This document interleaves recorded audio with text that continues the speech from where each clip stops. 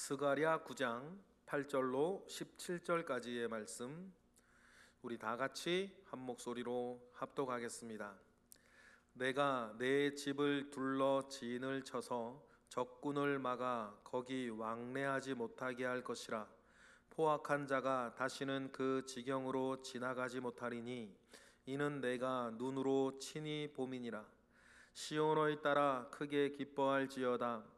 예루살렘의 따라 즐거이 부를지어다. 보라, 내 왕이 내게 임하시나니 그는 공의로우시며 구원을 베푸시며 겸손하여서 나귀를 타시나니 나귀의 작은 것 곧 나귀 새끼니라.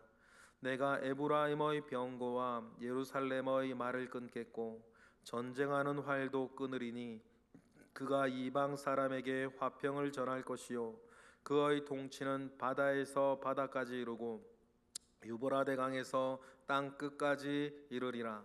또 너로 말할진대 내 언약의 피로 말미암아 내가 내 갇힌 자들을 물 없는 궁덩이에서 놓았나니 갇혀 있으나 소망을 품은 자들아 너희는 요새로 돌아올지니라. 내가 오늘도 이르노라. 내가 내게 갑절이나 갚을 것이라. 내가 유다를 당긴 활로 삼고 에브라임을 끼운 화살로 삼았으니 시온아, 내가 내 자식들을 일으켜 헬라 자식들을 치게 하며 너를 용사의 칼과 같게 하리라. 여호와께서 그들 위에 나타나서 그들의 화살을 번개같이 쏘아내실 것이며 주 여호와께서 나팔을 불게 하시며 남방 회오리 바람을 타고 가실 것이라. 만군의 여호와께서 그들을 호위하시리니 그들이 원수를 삼키며 물맷돌을 밟을 것이며 그들이 피를 마시고 즐거이 부르기를 술 취한 것 같이 할 것인즉 피가 가득한 동이와도 같고 피 묻은 제단 모퉁이와도 같을 것이라. 이날에 그들의 하나님 여호와께서 그들을 자기 백성의 양떼같이 구원하시리니 그들이 왕관의 보석같이 여호와의 땅에 빛나리로다. 그의 형통함과 그의 아름다움이 어찌 그리 큰지 곡식은 청년을 새 포도주는 처녀를 강건하게 하리라. 아멘. 우리가 오늘 놀라운 말씀을 읽고 있습니다. 우리가 오늘 말씀을 읽으면서 생각나는 것이 뭡니까? 예수 그리스도께서 종려주일날 예루살렘에 입성하실 때의 모습과 입성의 의미와 그 이후에 어떤 일이 벌어졌는지를 우리에게 너무나 잘 보여주고 있는 말씀이기도 하고 이루어진 말씀이면서도 동시에 우리가 결국 마지막 날까지 이루어가야 할, 좀 더 정확하게는 이루어져야 할 일들이 무엇인지 우리로 하여금 바라보게 하는 말씀이에요. 그래서 마지막에 있는 16절, 17절 말씀은 저의 삶에, 여러분 한 사람 한 사람의 삶에, 우리 모든 우리 그리스도인의 삶의 마지막엔 이루어질 말씀인 거예요. 어떤 말씀인지 읽어볼까요? 우리 16절, 17절만 먼저 읽어보겠습니다. 시작. 이날에 그들의 하나님 여호와께서 그들을 자기 백성의 양떼같이 구원하시리니 그들이 왕관의 보석같이 여호와의 땅에 빛나리로다. 그의 형통함과 그의 아름다움이 어찌 그리 큰지 곡식은 청년을 새 포도주는 처녀를 강건하게 할 것이다. 예전에 이스라엘이 경험해보지 못한 이 풍성함과 형통함, 이 모든 것들이 여러분 결국 우리 모두의 생애 가운데에 또 하나님 아버지 앞 마지막 날에는 반드시 이루어지는 일인데, 중요한 것은 여러분 보고 이루어내라는 게 아니고 하나님께서 이루어 주신다는 거예요. 그래서 8절부터 17절까지 오늘 본문의 말씀에 보면 참 많이 강조되어 등장하는 단어가 있는데 내가 이 내가가 누구예요? 여호와 하나님이시거든요. 9절에 8절에도 보면 내가, 또 8절 하반절에도 내가, 10절에도 내가, 11절에도 내가, 12절에도 내가, 13절에도 내가, 14절에는 그 내가가 여호와께서, 15절에도 만군의 여호와께서, 16절에도 여호와께서. 그러니 이 모든 놀라운 이 일들을 우리 보고 이루어내라, 이루어내어야만 한다, 그렇게 말씀하시는 것이 아니고 내가 이루어 줄 것이다. 나 여호와께서, 나 여호와가 너희에게 이루어 줄 것이다 라고 말씀하신다는 거예요. 그러면 여러분, 이 말씀을 받고 이 말씀을 믿어 가슴에 간직하고 있는 사람은 이 말씀이 뭐가 되겠어요? 소망이 되는 거예요. 그래서 제가 가끔 말씀을 드리죠. 우리의 인생은 결국은 뭐다? 이런 일 저런 일 있어도 저나 여러분의 인생은 해피엔딩이에요. 그 과정에서 이런저런 일이 있을 거예요. 그러나 분명한 것은 내가 뭘 잘해서 못해서가 아니라 하나님께서 우리의 인생을 이와 같이 해피엔딩으로 만들어 주신다는 것을 약속하셨다는 거죠. 그러니 여러분, 이 일들 가운데 즐거워하시기를 바랍니다. 어차피 우리 인생은 해피엔딩이니까. 반면에 지금 어떤 모양으로 어떻게 살아간다 하더라도 믿지 않는 사람들의 인생은 새드 엔딩이에요. 그 사람들에게 남는 게 뭐가 있겠어요? 그들이 무엇을 이루고 무엇을 가지고 어떻게 무엇을 먹고 무엇을 입고 어디에서 어떻게 산다 할지라도 그들의 인생에 남는 건 없어요. 새드 엔딩이죠. 그냥 허망하게 없어지는 거죠. 의미가 없어요. 유효기간 그거 다 몇 년짜리입니까 여러분? 이 세상에서의 성공과 이 세상에서 축적한 모든 부귀영화가 유효기간이, 여러분, 유통기한이 대체 얼마짜리예요? 그러니 여러분, 꼭 기억하셔야 되는 건, 그래서 여러분 복음이 중요하고 믿음이 중요하고 우리가 하나님 아는 게 중요하고 예수 그리스도를 믿는 게 중요해요. 이거보다 중요한 건 세상에서 없어요. 이거보다 더 큰 축복이 어디 있어요? 그러니까 이 축복을 잘 알면, 주님께서 오죽하시면 이렇게 말씀하셨잖아요. 그건 이방인들이 구하는 것이라. 너희들에게 뭐가 있어야 주님이 다 아시느니라. 이방인이 구하는 거 구하지 말고 먼저 그 나라와 그 의를 구하며 살아라. 너희들에게 무엇이 있어야 할 것은 천부하나님 다 아시느니라. 그러면서 우리가 그 무엇보다도 놀라운 이 축복을 받고 있기 때문에 우리의 인생이 그렇게 해피엔딩으로 흘러갈 것을 알고, 여러분, 오늘 우리는 사는 거죠. 불신자들하고 달라요. 그러니 복음이 중요하고 믿음이 중요하고 하나님을 아는 것과 예수 그리스도를 내가 믿고 있는 것이 중요하지. 그러니 로마서 12장에 보면 그러한 복음에 대한 믿음을 가지고 있는 사람은 어떻게 살아간다라고 사도 바울이 로마서 12장부터 쭉 설명해 주면서 그 중에 12절에 보면 이런 얘기를 그래서 하는 거예요. 그리스도인의 삶의 뚜렷한 특징 중에 하나가 뭐예요? 로마서 12장 12절에 보니까, 시작. 소망 중에 즐거워하며 환난 중에 참으며 기도에 항상 힘쓰며. 말씀 가만히 보세요. 그래서 지금 우리에게 과거에 어떤 일이 있었든지 간에, 지금 어떤 일이 있든지 간에, 앞으로 어떤 일이 있을지 간에 그리스도인의 가장 뚜렷한 삶의 특징이 뭐라고요? 소망 중에 즐거워하는 거예요. 소망 중에 즐거워하고 있으니까는 때로는 환난이 찾아와도 참고 뭐 하는 거예요? 기도하는 거죠. 그러니 여러분, 그러면 우리가 가지고 있어야 할 가장 큰 소망이 뭐냐, 내가 꿈꾸고 있는 꿈이 뭐냐라고 했을 때 오늘 이 본문은 너무너무 중요한 거예요. 우리가 가지고 있는 가장 큰 소망, 한마디로 이거거든요.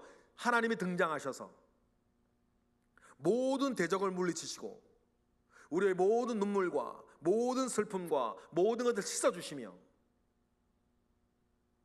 우리를 별과 같이 빛나게 하실 것이다. 이 일을 내가 이루어 줄 것이다 라고 하는 것이 우리 그리스도인들이 가지고 있는 가장 큰 소망이고, 어떤 일이 있으나 없으나 우리는 이 일들 가운데에서 즐거워하는 거예요. 물론 그 사이에 아픈 게 있죠. 아픈 게 있어요. 저도 지금 허리하고 팔꿈치가 아파가지고 지금 이게 팔꿈치가 필라 그래 아파요. 삽질을 하도 해가지고 복개질도 많이 하고 안 하던 거 하다 보니까 허리도 지금 아프고. 아픈 건 아픈 거죠. 우리 살다 보면 몸만 아프겠습니까? 마음도 아프고 가슴도 아프고 허리도 아프고 팔꿈치도 아픈데, 그래도 우리는 뭐요? 소망 가운데 즐거워하는 거. 여러분 어떤 일이 지금 있으세요? 뭐가 걱정이시고 뭐가 염려가 되시나요?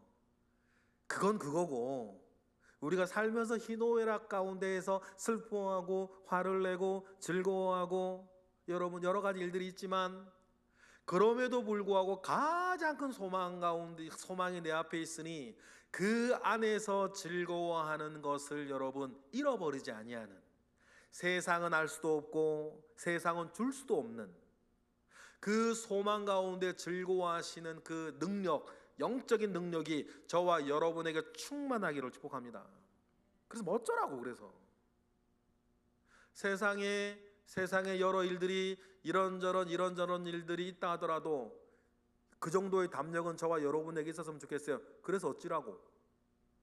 나는 소망 가운데 즐거워하니. 그러한 담력 가운데 승리하시는 저와 여러분 되시기를 바랍니다. 그렇게 살아갔던 성경의 여러 인물들 가운데에서 가장 대표적인 사람을 딱 꼽으라 그러면 1초도 머뭇거리지 않고 딱 제가 얘기할 수 있는 사람이 요셉이에요. 잘 모르겠는데요, 요셉이 꿈을 꾸죠. 별과 하늘의 달과 해가, 또 형제들의 별이 자기 별에 절하고, 부모님의 볕단과 형제들의 볕단이 자기 볕단에 절하는 그 꿈을 꿔요. 그 꿈이 무엇을 의미하는지 요셉이 정확하게 알았는지 몰랐는지는 잘 모르겠어요. 요셉이 내가 그 꿈이 무엇이다 해석을 스스로 하는 걸 우리가 본 적은 없으니까. 그런데 분명한 건 뭐냐면 요셉은 뭐가 있었어요? 꿈이 있었어요. 하나님께서 나에게 어떤 일을 내 인생 가운데 이루어 내실 것이라고 하는 꿈이 요셉에게는 있었죠. 그래서 어느 날 아버지 야곱이 요셉에게 형들에게 도시락을 갖다 주라고 이렇게 심부름을 하나 시키지 않습니까? 그런데 요셉이 얼마나 그 꿈에 사로잡히며 살았던 사람이었으면 멀리서 요셉이 오는 것을 보고 형제들이 뭐라 그래요? 창세기 37장 읽어볼까요? 시작. 요셉이 그들에게 가까이 오기 전에 그들이 요셉을 멀리서 보고 뭐하기를? 죽이기를 꾀하면서 뭐라 그래요? 서로 이르되 뭐라고요? 꿈꾸는 자가 오는지라. 꿈꾸는 자가 오는도다. 이 나쁜 형들이요, 요셉이 되게 싫고 미웠겠지요. 그러면서 요셉을 죽이기를 꾀하는데, 요셉을 바라보면서 사실 형제들이 시기한 건데, 그죠? 요셉을 딱 특징 짓는 말이 뭐였어요? 꿈꾸는 자래요.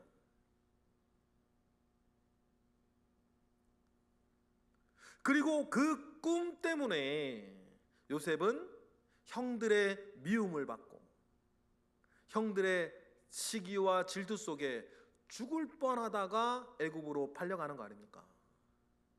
거기서도 보디발 장군의 집에서 어떤 일들이 일어났고 왕의 감옥에 가서도 어떤 일들이 일어나는지는 여러분들이 잘 아시는 바예요. 그런데 이상한 것이 하나 있어요. 두 가지가 이상한데, 그 모든 일들 속에서 요셉이요 상처받지를 않아요. 그렇죠? 그 모든 일들에서 요셉이 상처받지를 않습니다. 그리고 두 번째, 요셉은 그 꿈을 이루어내기 위해서 스스로 조급하지 않아요. 만약에 요셉이 조급해서 내가 이렇게 살 사람이 아니지, 내가 해와 달과 별들의 절을 받고 각종 볕단들의 절을 받아야 할 내가 어떻게 내가 이 집에서 종살이를 하고 있고 왕의 감옥에 죄수로 살고 있겠는가? 조급해서 막 이렇게 자기 스스로 막 도망가려고 그러고 탈옥하려고 그러고 그랬으면 요셉은 죽은 거지. 그런데요, 요셉은요, 그 꿈을 하나님께 맡기고, 중요합니다. 그 꿈을 하나님께 맡기고 지금 자기에게 주어진 삶을 열심히 살아요. 굉장히 중요한 삶의 원리. 꿈은 하나님께 맡기고 오늘 자기에게 주어진 삶을 사는 거예요. 그래서요, 노예면 노예 근성이라는 것이 있지 않습니까? 그렇죠? 노예 근성이라는 게 있어요. 그런데 보디발이 딱 봐도 자기 집안에 노예가 수십 명, 수백 명인데 노예들의 근성이라는 게 있죠. 시키는 것만 하고 그것도 열심히 안 하고 하는 것도 아니고 안 하는 것도 아닌 애매한 지점에 서 있는 노예들이 근성이 있어요. 그런데요, 그 집안에 노예 근성이 없는 사람이 하나 있네. 노예인데도. 누구예요? 요셉인 거예요. 왜냐하면 요셉은 하나님께 맡기고 자기의 삶을 열심히 사는 사람이었으니까. 그러니까 요셉이 보디발 장군의 집에서 자연스럽게 초고속 승진을 하지 않습니까? 그리고는 감옥에도 갇힙니다. 요셉이 상처받지 않아요. 요셉이 상처받지 않았다는 걸 우리가 어떻게 아냐면 계속해서 다른 죄수들의 낯빛을 살필 수 있는 여력이죠, 여력. 다른 죄수들의 낯빛을 살필 수 있는 여력이 요셉에게 있었어요. 술 맡은 관원장, 떡 맡은 관원장.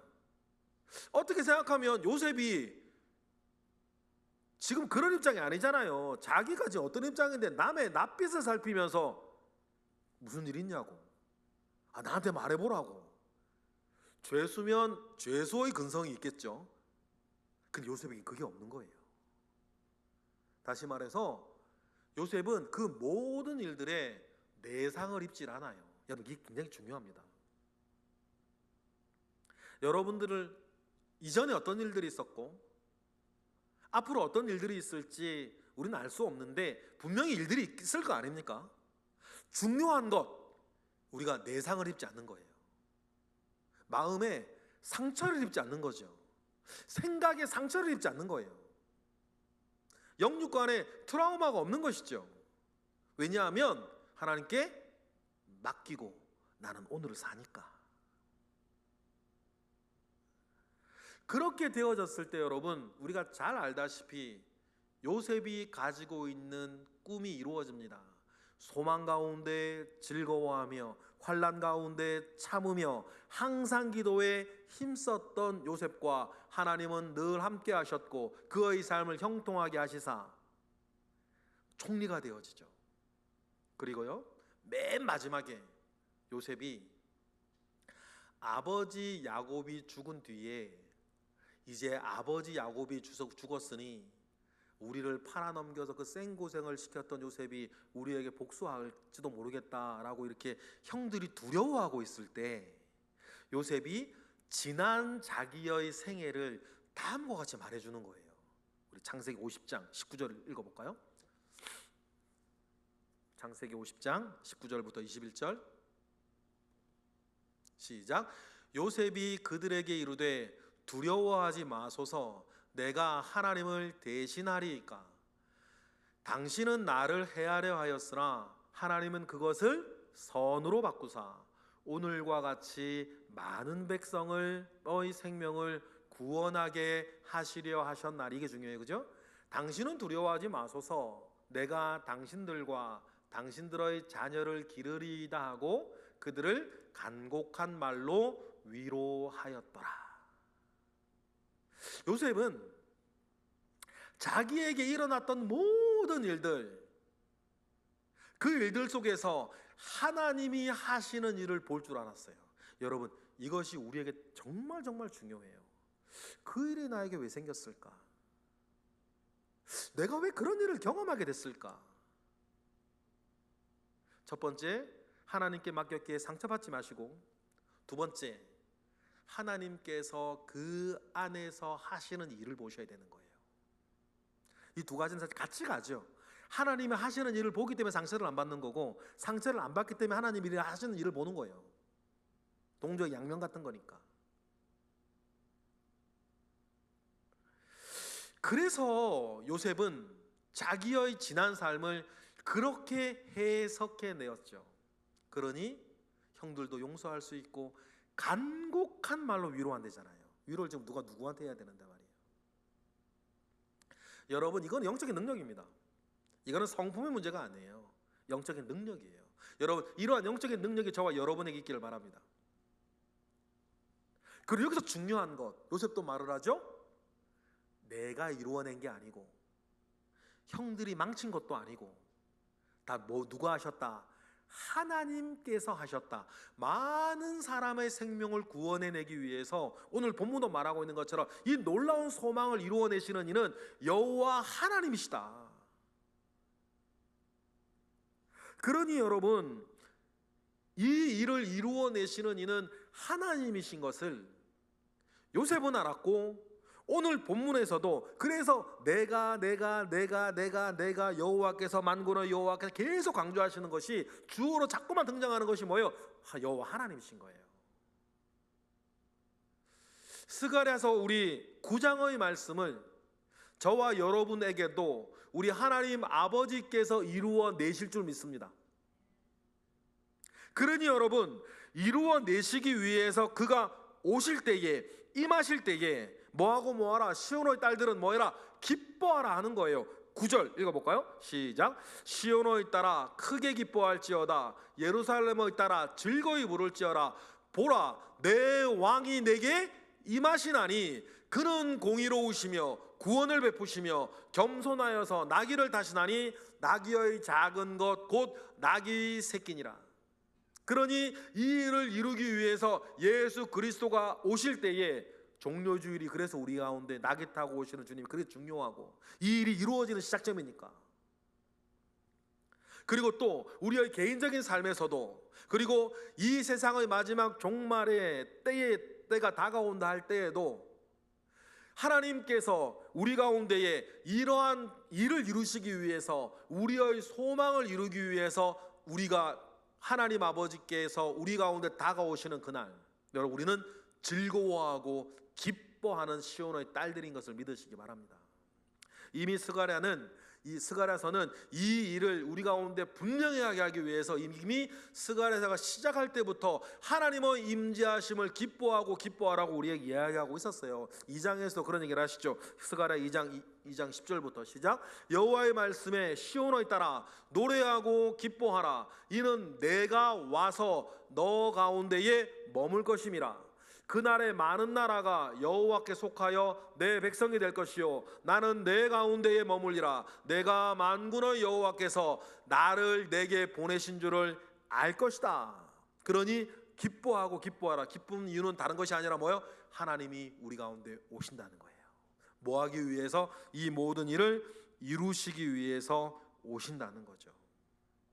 그래서 10절부터 17절까지의 뒷 내용은 그 하나님께서 왕으로서 이 땅에 오셔서 하실 내용이 무엇인지를 우리에게 쫙 압축적으로 보여줘요. 초림부터 재림까지.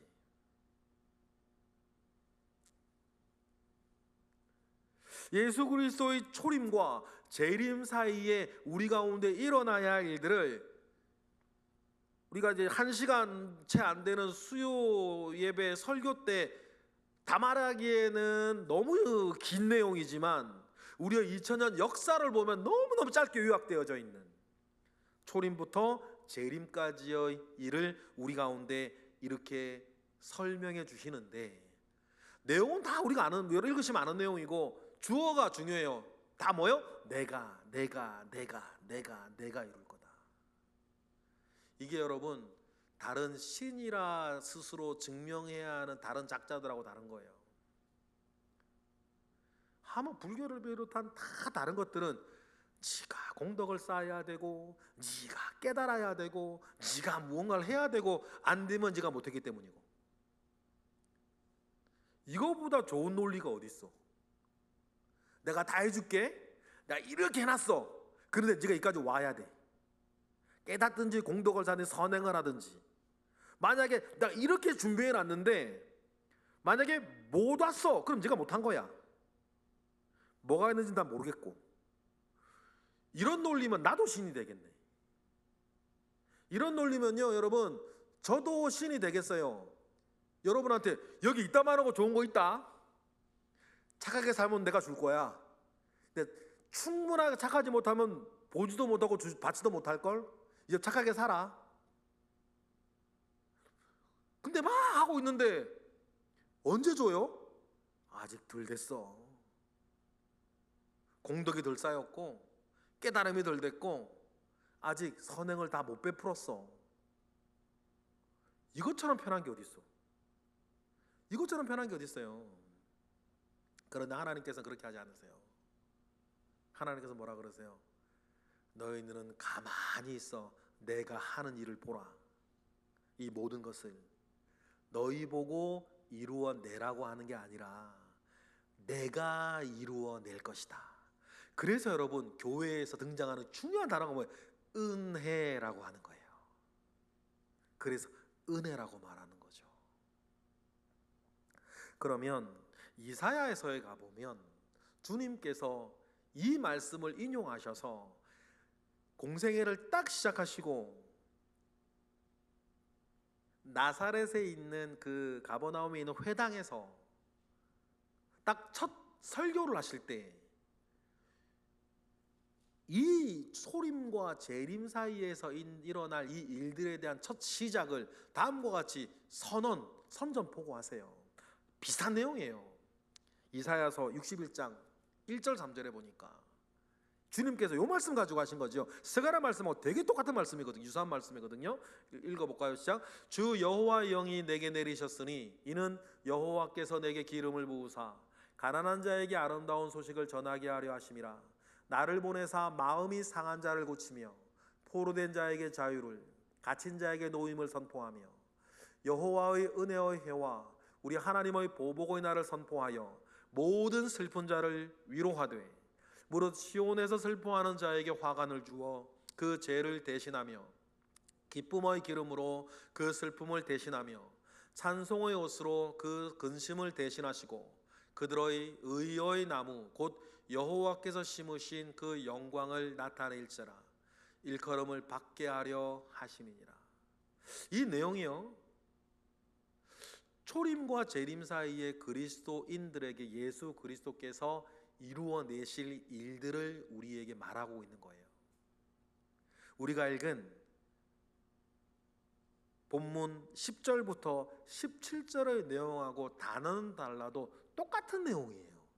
그러면 이 일들을 이루어내시는 동안에 내시는 그 동안과 그 결과 우리 믿는 자들은 어떻게 되나? 그러면 그 뒤에 말씀 읽어보실까요? 이사야 61장 5절 7절. 그럼 이렇게 되는 거예요. 읽어볼게요. 시작. 외인은 서서 너희 양떼를 칠 것이요 이방 사람은 너희 농부와 포도원 지기가 될 것이나 오직 너희는 여호와의 제사장이라 일컬음을 받을 것이라. 사람들이 너희를 우리 하나님의 봉사자라 할 것이며 너희가 이방 나라들의 재물을 먹으며 그들의 영광을 얻어 자랑할 것이니라. 너희가 수치 대신에 보상을 배나 받으며 능력 대신에 몫으로 말미암아 즐거워할 것이라.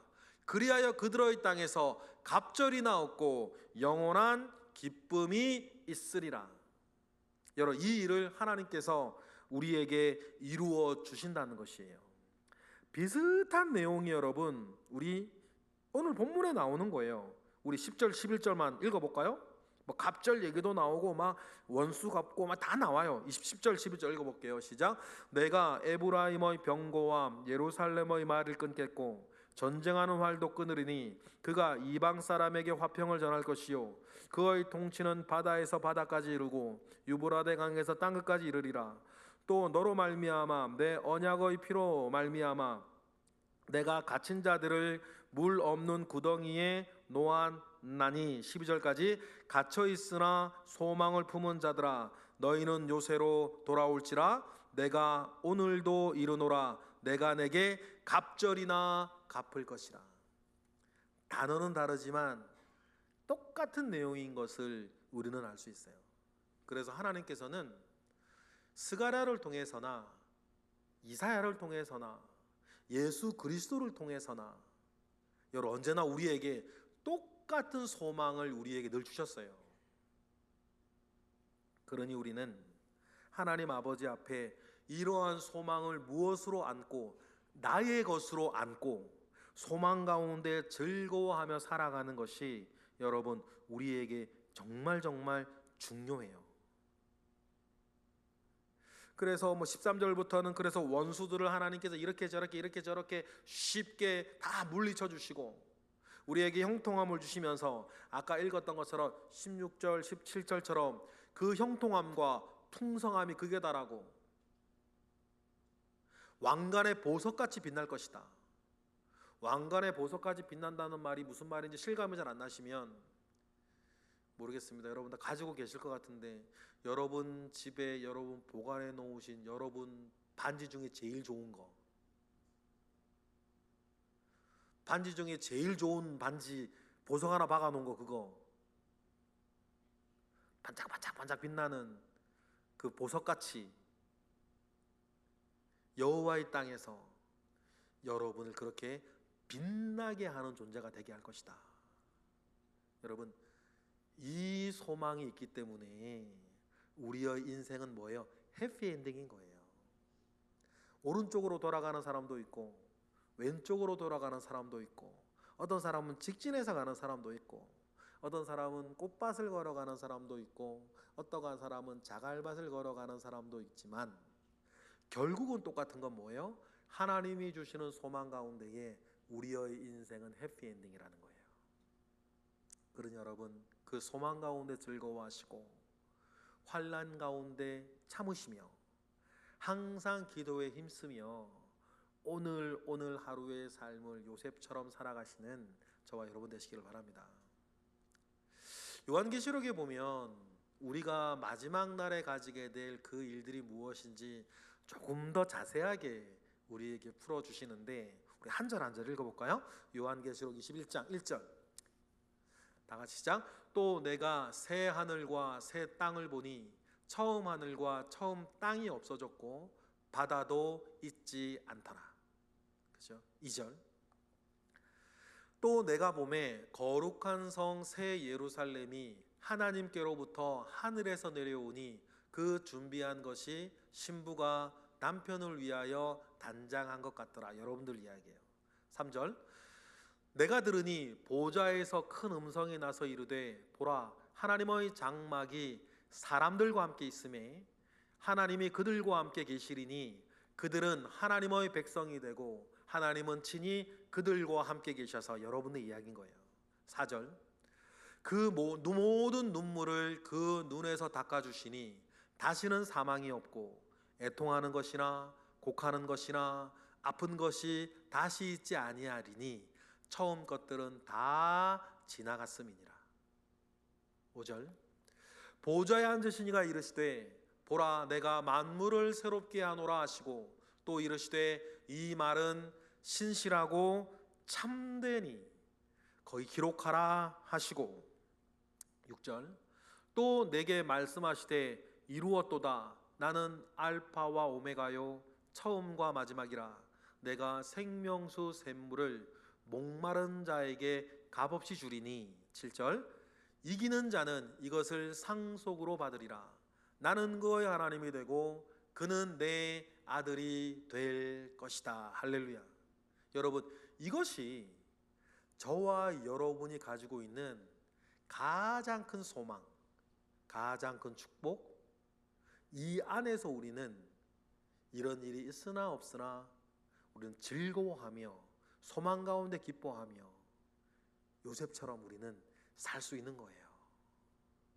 그러니 여러분 우리가 복음이 없었고 내가 믿지를 않았고 예수 그리스도를 몰랐다면 우리의 인생이 허망해서 어떻게 살겠어요? 무엇을 가지고 무엇을 이루고 무엇을 먹으며 무엇을 입고 어디에 살아도 그 인생이 그 인생의 마지막에 기대할 바가 없는데, 그러나 우리에게는 그렇지 않다. 그래서 여기까지에서 우리가 좀 조심해서 읽어야 될 것 하나. 그런데 이 놀라운 소망을 가지지 못할 사람, 이 나라에 들어가지 못할 사람들이 있어요. 8절 읽어볼까요? 뒤이어서 읽어볼까요? 시작. 그러나 두려워하는 자들과 믿지 않는 자들과 흉악한 자들과 살인자들과 음행하는 자들과 점술가 등과 우상숭배자들과 거짓말하는 모든 자들은 불과 유황으로 타는 못에 던져지리니 이것은 둘째 사망이라. 8절에 나오는 이 사람들은요, 우리가 좀 전에 길게 읽었던 요한계시록 21장 1절 7절의 그 소망을 가지지 못하는 사람들, 그 나라에 들어가지 못하는 사람들, 두려워하는 자들과 믿지 않는 자들과 흉악한 자들과 살인자들과 간음하는 자들과, 그렇죠? 그런 거짓말하는 이런 사람들은 이 나라에 들어가지 못할 것이라는 것을 기억하셔야 되는 거예요. 이것은 이런 행위로 구원받냐 이런 차원의 문제가 아니라 하나님 아버지 앞에 믿음을 가지고 온전한 소망 가운데 걸어가는 사람이 마땅히 내 믿음이 참인 것을 드러내는 자연스러운 현상들인 거죠. 제가 늘 말씀드리잖아요. 똥한테는 똥냄새가 나는 거고 꼬대기는 꽃향기가 나는 거죠. 그것은 우리가 애쓰지 않아. 꽃이 꽃향기를 내기 위해서 애를 쓰는 게 아니죠. 똥이 똥냄새를 내려고 애 쓰는 게 아니에요.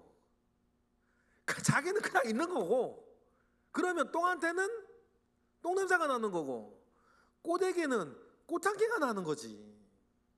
생긴 게 그러니까. 그러니 하나님 아버지 앞에서 자기의 삶을 살아가는 사람은 자연스럽게 나는 그냥 이것이 좋고 이것이 편하고 이러고 싶어서 사는데 그게 꽃향기인 거예요. 애쓸 필요도 없고, 이건 율법도 아니고 무슨 사명도 아니고, 하나님 아버지 앞에 속한 사람의 자연스러운 언행심사라는 거지. 그러니 여러분, 우리가 하나님 이께서 우리에게 주신 놀라운 소망 가운데에 내 믿음을 심고, 보디발 장군의 집이든 왕의 감옥이든 아니면 바로의 총리든 시방 나 앉은 자리가 꽃자리인 줄을 알고 그 자리에서 하나님께서 오늘 나에게 주신 삶을 그냥 소망 가운데 즐거워하고 환난 가운데 참으며 항상 기도에 힘쓰며 하루를 뚜벅뚜벅 사시면 하나님께서 친히 이루어 주실 줄 믿습니다. 기도하겠습니다. 할렐루야. 하나님, 감사와 영광을 올려드립니다. 크신 은혜 가운데에 오늘 우리가 살고 있습니다.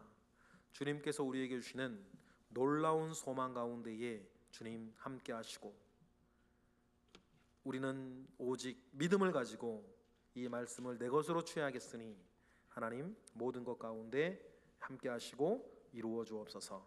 예수 그리스도의 이름으로 기도드렸나이다. 아멘.